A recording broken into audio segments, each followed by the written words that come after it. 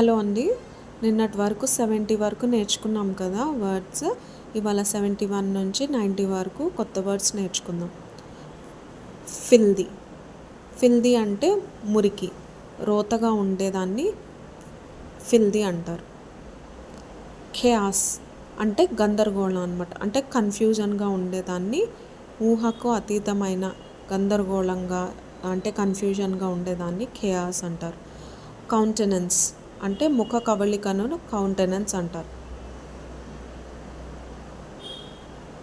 అంటే ముఖం తీరు అన్నమాట, ఎక్స్ప్రెషన్స్ ఇస్తాం కదా, దాన్ని కౌంటెనెన్స్ అంటారు. డిప్రైవ్ అంటే అందకుండా చేయడాన్ని డిప్రైవ్ అంటారు. అందకుండా చేయడాన్ని డిప్రైవ్ అంటారు. డీవెల్ అంటే నివసించడం, అంటే నివాసం నివసించేదాన్ని డీవెల్ అంటారు.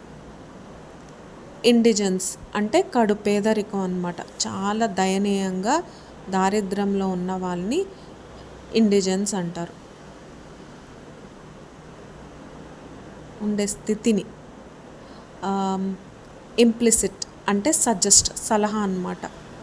ఇండస్ట్రియస్ అంటే కష్టపడే మనస్తత్వం అంటే స్వభావం కలవారిని ఇండస్ట్రియస్, హార్డ్ వర్కింగ్ పర్సన్ అంటారనమాట.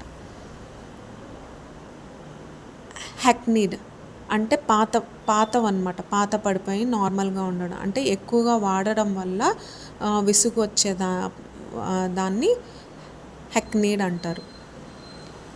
ఇమ్మాక్యులేట్ అంటే దోషం లేని, మచ్చ లేనిది, అంటే ఇంత కూడా మచ్చ లేకుండా క్లియర్గా, స్వచ్ఛంగా, నీట్గా ఉండడాన్ని ఇమ్మాక్యులేట్ అంటారు. హస్టిల్ అంటే వేగంగా, చురుగ్గా, తొందరగా అని అర్థం. హిండర్ అంటే అడ్డుకోవడం, ఆటంకం అన్నమాట. హజార్డ్ అంటే ప్రమాదం. గ్లుట్ అంటే ఓవర్ఫ్లో, అవసరం ఉన్నదానికన్నా ఎక్కువగా ఉండడాన్ని గ్లుట్ అంటారు. మ్యూటబుల్ అంటే మార్చడానికి వీలు తగినది అని అర్థం. అంటే మార్పు అన్నమాట, చేంజ్ అవుతూ ఉంటుంది, మార్చడానికి వీలవుతూ ఉంటుంది అన్నమాట. మిథికల్ అంటే అంత కథ అన్నమాట, రియల్ అయితే కాదు, కథ అల్లి చెప్పడాన్ని మిథికల్, అంత కథ అన్నమాట.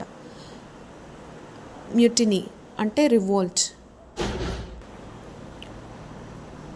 మ్యూటినీ అంటే తిరుగుబాటు అన్నమాట. హెన్పెక్డ్ అంటే